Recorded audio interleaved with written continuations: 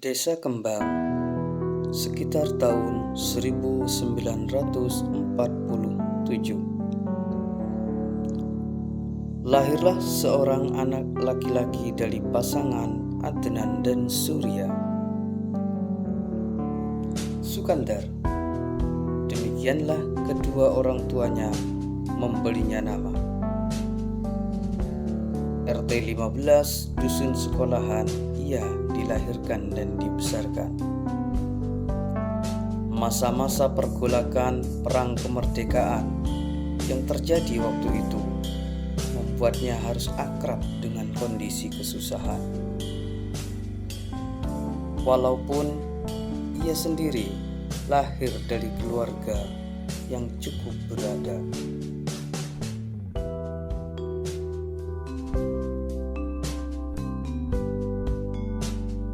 Hari berganti bulan, bulan pun berganti tahun. Kini Sukandar sudah menginjak usia remaja. Oleh kedua orang tuanya, ia disekolahkan di sebuah sekolah rakyat di desa tetangga, Desa Petung. Sekolah tersebut kini dikenal dengan nama SDN Petung 1. Jarak dari rumah ke sekolah Sukandar tempuh dengan berjalan kaki, melewati pematang sawah, bahkan menyeberangi sungai, tak menyurutkan tekadnya untuk menimba ilmu. Sesekali ia tertarik untuk mampir bermain dengan teman-temannya sebagai ciri khas anak-anak pada umumnya. Di sekolah, Sukandar tergolong anak yang cukup cerdas. Satu persatu mata pelajaran dikuasainya.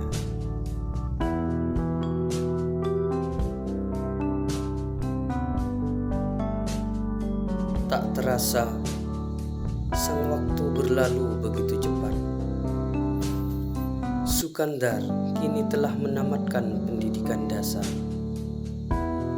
Saat itu, kesadaran akan pentingnya pendidikan masih sangat rendah di kalangan masyarakat, sehingga sangat jarang anak-anak yang melanjutkan pendidikan ke jenjang yang lebih tinggi.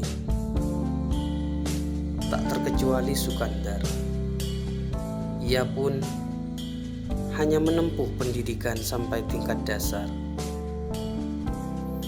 Namun begitu, ia masih beruntung oleh kedua orang tuanya dikirim ke pesantren untuk menimba ilmu. Nurul Ma'rifah, pesantren yang terletak di Desa Poncogati, Kecamatan Curahdami adalah pilihan orang tuanya. Di bawah asuhan seorang kiai karismatik, Kiai Haji Basuni, ia mendapatkan bimbingan agama. Hari-hari yang penuh kesan dilalui oleh Sukandar. Pemahaman agamanya kini semakin bertambah. Dan disinilah bibit kepemimpinan dirinya mulai tumbuh. Ia dipercaya untuk mengajar santri baru oleh gurunya. Ilmu semakin dibagi, maka akan semakin bertambah. Begitulah kiranya yang terjadi dengan Sukandar. Semakin hari, penguasaan ilmu agamanya semakin tinggi.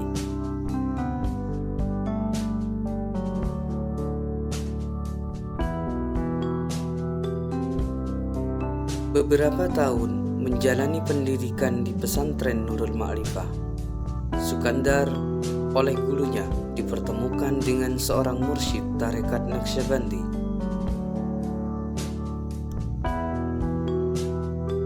Hadratus Syekh Al-Habib Muhsin bin Ali Al-Hinduan. seorang guru besar Tarekat Naqsyabandiyah yang berasal dari kota Sumeneb, Madura. Melalui bimbingan mursyid inilah Sukandar menapaki perjalanan rohani. Hingga karena kecintaannya kepada mursyidnya tersebut, Sukandar pamit kepada Kiai Basuni untuk mengabdi di kediaman Habib Muhsin Al-Hinduan, Sumeneb.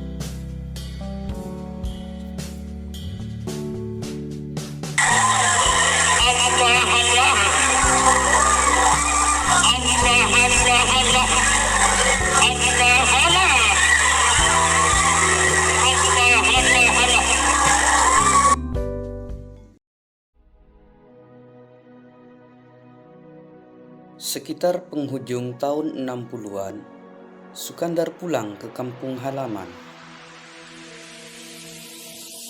Berbekal ilmu dari kedua gurunya, yaitu Kiai Haji Basuni dan Habib Muhsin Al-Hinduan, Sukandar bertekad untuk mengabdikan dirinya kepada masyarakat di kampungnya.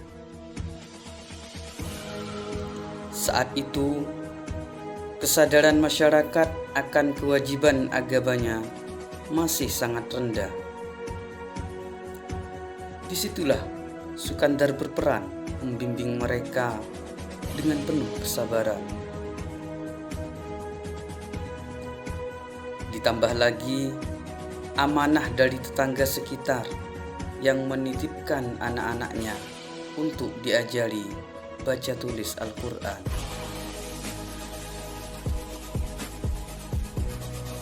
Saat itu, ia tampil sebagai seorang tokoh masyarakat di kampungnya.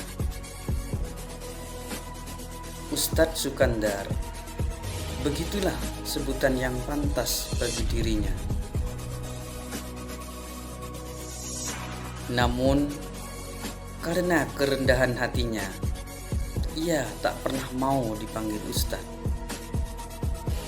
Ia minta cukup dipanggil Pak Jupri, mengambil nama anak pertamanya, sebagaimana menjadi kebiasaan masyarakat pada umumnya. Lambat laun, dakwah Ustadz Sukandar mulai membuahkan hasil. Banyak dari golongan masyarakat yang tadinya tidak mengenal ajaran agama kini mulai rajin menjalankan sholat dan kewajiban agama yang lain. Hingga dirasakanlah oleh beliau kebutuhan adanya sebuah masjid. Saat itu, di dusun sekolahan memang belum ada masjid. Bagi masyarakat yang ingin menunaikan ibadah sholat Jumat, biasanya pergi ke dusun sebelah, Dusun Keseran. Sekitar tahun 1985, berbekal restu dari Kiai Basuni dan dukungan para tokoh di kampungnya, Ustadz Sukandar memprakarsai pembangunan Masjid Al-Hidayah. Selama pembangunan masjid masih berjalan, untuk pelaksanaan sholat Jumat digunakanlah Mushola Al-Barokah miliknya. Oleh sebab itu, tidak salah kiranya kalau Mushola Al-Barokah disebut masjid pertama di dusun sekolahan.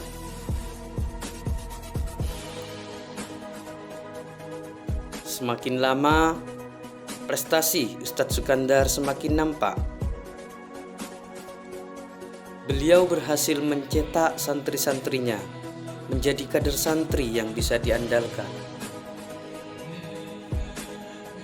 Bila bulan Ramadan tiba, beliau kirim santri-santri terbaiknya untuk menjadi imam tarawih di berbagai tempat.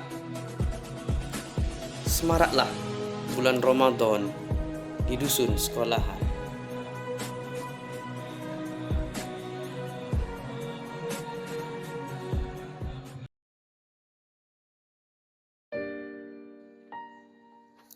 Keteladanan Ustadz Sukandar juga tercermin dari cara mendidik kedua putranya. Beliau memperlakukan kedua putranya sama seperti santri-santrinya yang lain. Hal ini menjadikan kedua putranya pribadi yang terpuji dan rendah hati. Hingga tak heran, di kemudian hari, kedua putranya sama-sama pernah memegang kendali pendidikan di Mushola Al-Barokah. Suatu bukti bahwa beliau berhasil mengkader putra-putranya. Waktu terus berlalu. Tak terasa 30 tahun lebih Ustadz Sukandar mengabdikan dirinya bagi masyarakat dusun sekolahan. 3 generasi sudah beliau bimbing mengenal kalam ilahi. Usia yang semakin lanjut menyebabkan staminanya semakin menurun. Pola hidup beliau yang tergolong aktif, selain sebagai pembimbing umat, beliau juga seorang petani, bahkan seorang pembisnis juga. Kemampuan beliau dalam bidang marketing tak perlu diragukan lagi. Sikapnya yang supel dalam bergaul menyebabkan banyak orang simpati terhadapnya. Di tahun 2005, beliau sering mengeluh sakit perut. Awalnya dianggap biasa saja, namun lambat laun ternyata penyakitnya semakin serius. Berulang kali Ustadz Sukandar harus opname di rumah sakit karena penyakitnya ini. Berbagai upaya telah dilakukan, baik secara medis ataupun non-medis. Namun akhirnya ketentuan Allah berlaku. Beliau, Ustadz Sukandar bin Adnan, dipanggil oleh Allah Rabbul Izzati. Tepatnya pada tanggal 15 Februari 2007, sekitar jam 12 siang. Banyak mata menangisi kepergian beliau. Bumi Desa Kembang berduka karena telah kehilangan sosok pahlawan yang telah sangat berjasa selama ini. Selamat jalan Ustadz Sukandar.